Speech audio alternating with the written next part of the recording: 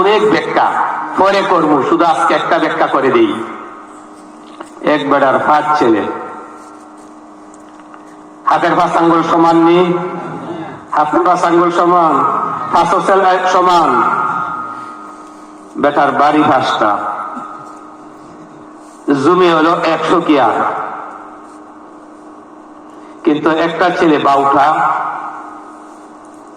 বড় বেতালা, জাগা জাগা খালি দরবার লাগা, ঋণ করে, বাবার টাকা পয়সা নেয়, এমনকি বাবার নাম বিক্রি করে, এমনকি চুরি করে বাবার কাগজপত্র ব্যাংক দিয়া টাকা তুলিয়া নিয়ে আসে। যার পর নাই, বাবা এ বুদ্ধি করলো, সব ছেলেরে ডাকিয়া কইল, বাবারে আমি আর পারতাম না, তোমাদেরকে যার যার জুদা করে দিই। 4 ছেলেরে 4 বাড়ি দিয়া দিল, আর কইল তারে আমি কিচ্ছু দিতাম না, তোমরা যা যা পাইছো তার চেয়ে বেশ সে ঋণ করছে, সুতরাং আমি তারে কোনো কিছু দিতাম না। তোমাদেরকে 4 জনের 4টা বাড়ি দিলাম, তোমাদেরকে 20 কিয়ার কইরা জমি দিলাম, আর আমরা বুড়া বুড়ি যতদিন আছি এই বাড়ি আমার এবং এই জমিগুলি আমার। 20 কিয়ার জমি রাখলাম আর একটা বাড়ি রাখলাম, আর 4 বাড়ি আর 4 20 কিয়ার তোমরা 4 জনকে দিয়া দিলাম। কয়া বাবা সব করে গিয়া কুড়ু গিয়া এফিডেভিট করিয়া সব পরিষ্কার করে পেপারও দিয়া জানাই দিল। এখন তো ঋণদারওয়ালারা আয়া বাবারে চাপ দিতে পারে না, সরকারে আয়া দেখে তার কোনো কিচ্ছু নাই, এখন তার আছে গামছা আর একটা লুঙ্গি, আর কিচ্ছু নাই। এখন সরকারও মহাবিপদে পড়ছে, যারা ঋণ পাইতো তারা মহাবিপদে পড়ছে। ঋণওয়ালারা কোন রকম এমনে সেমনে যেভাবেই হোক ঋণ মাফ করছে বা ঋণ উদ্ধার করছে, যাই করছে তারা শেষ সমাধান করে ফেলছে। আর ব্যাংকওয়ালা সরকারে লিল্লা ঘোষণা করিয়া, সর্বহারা ঘোষণা করিয়া তাকে মাফ করে দিছে। মাফ করে দেওয়ার পরে এখন করে বাবা সোজা হয়ে গেছে, সোজা হয়ে এবার গিয়া তাবলিগের গাঠি লয়ে আল্লাহ বিল্লাহ লাইট ধরছে, কান্নাকাটি করে দাঁড়িয়ে রাখছে। এখন পুরা মুসল্লি, পুরা আল্লাহওয়ালা। বাবা এখন চক্রাতের হালতে, বাবা এ 4 ছেলেরা ডাকিয়া বলতেছে, অভূত তোমরা 4 জন তো জায়গা সম্পদ পাইছো, তোমার মাও দুনিয়াতে নাই, আমি বাবাও মারা যাইতেছি, আমার যে জায়গা, আমার যে বাড়ি, আমার যে 20 কিয়ার ক্ষেত, তোমার ই যে ভাই, যে ভাইটা আগে খুব দুষ্টামি করছিল এখন সোজা হয়ে গেছে, তোমাদের অনুমতি চাই, কি বাইরে দিয়া দেই, কি হোক? সবে কো জি আব্বা, জি আব্বা। আচ্ছা বাবা এই যে নিজের হাতে 1 কিয়ার একটা বাড়ি রাখলো আর 20 কিয়ার জায়গা রাখলো, এটা কি বাবা এ কবর নেওয়ার জন্য না ছেলেরে দেওয়ার জন্যই? কিভাবে হেকমত করছে, হেকমত করিয়া ছেলের সব কিছু পরিষ্কার করিয়া ছেলেরেও দুনিয়াতে সুখী করলো, নিজেও আখেরাতে সুখী হয়ে গেল।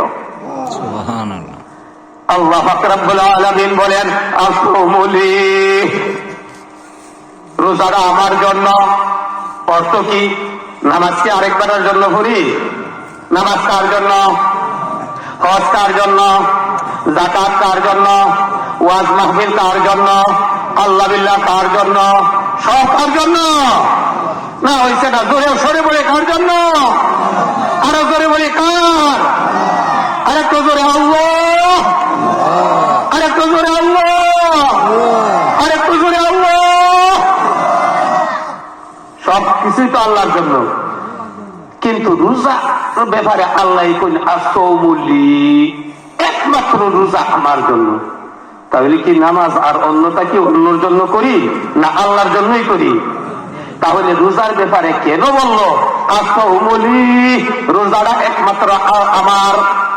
আল্লাহ এর ব্যাখ্যা হলো, যারা তোমরা দাওরা পড়ছো, আমার রুহানি সন্তানরা আছো, তোমরা যারা দাওরা পড়ছো, তোমরা তোমাদের দর্শে তিরমিজির মধ্যে দেখবা এই একটা ব্যাখ্যা আছে যে আসৌমুলি, আল্লাহ সব নেক আমল তোমার কেরামান কাতিবিনদের হাতে দেওয়া হবে, সবগুলি তাদের হাতে থাকবে।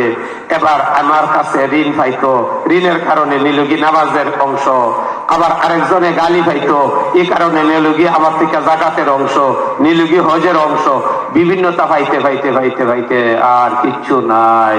বন্দা খালি হাতে, যে সন্তান খালি হাত ছিল এমন ভাবে বন্দা খালি হাতে। এবার জাহান্নাম ছাড়া আর কোনো উপায় নাই, এবার জাহান্নাম ছাড়া আর কোনো উপায় নাই। আল্লাহ ডাকিয়া কো আসৌমুলি, রোজারা আমার রিজার্ভ পান্তে রাখিয়া দিছি। রোজা দিয়া কোন রকমের কোন হক কেউ কোনদিন কর্তন করতে পারবে না, তার নেক আমল নিতে পারবে না, তার গুনাহ নিতে পারবে না, ঈমান নিতে পারবে না, তেমন নিতে পারবে না। রোজা হলো রিজার্ভ পান্তে রাখিয়া দিছি। বান্দা যে সময় নিজের হস্ত খালি হস্ত হবে এবং সে নিজে খালি হাত নিয়ে আখিরাতের মধ্যে হতভম্ব হয়ে যাবে, তখন আমি আল্লাহ বলবো রোজা আমার রিজার্ভ পান্তে রাখিয়া দিছি, রোজা দিয়া তাকে আমি জান্নাতি দিয়া দেব। সুবহানাল্লাহ।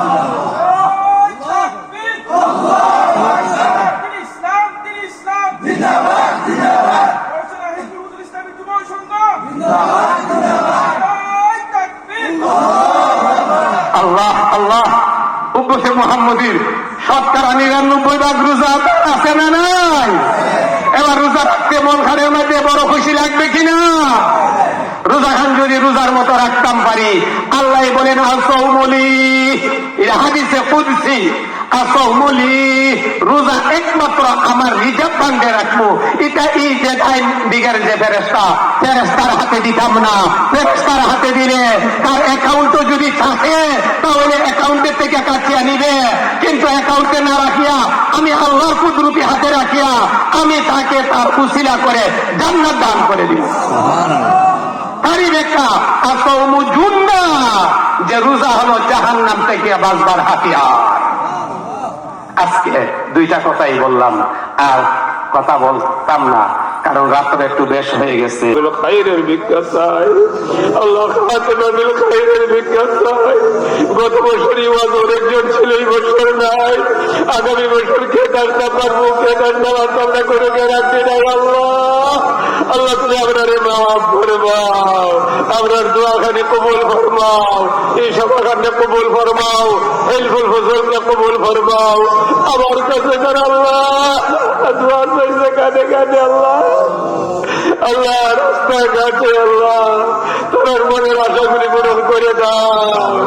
আল্লাহ অনেক করে অনেক আশা নিয়ে আমি কারাম করি পাচ্ছি। আল্লাহ তাদের মনের আশারে পূরণ করো, মনের আশারে পূরণ করো, আমরা হেদায়েত দান করবা। আল্লাহ অনেক ভাই আল্লাহ কইতে পারছে না, তোমার কাছে কইতেছে গো আল্লাহ তুমি দোয়াগুলির কবুল ফরমাও। আল্লাহ এই দোয়াগুলির কবুল ফরমাও। এই আল্লাহ যার হাত খানি কবুল, যার সুখের গরম পানি খানি তোমার কাছে গরম ভাইয়া লাগছে, তাদের হাতের সাথে আপনার হাত খানি কবুল ফরমাও। সুবহান রাব্বিকা রাব্বিল ইজ্জাতিন ওয়াল হামদুলিল্লাহি রাব্বিল আলামিন বিরহমাতিকা ইয়া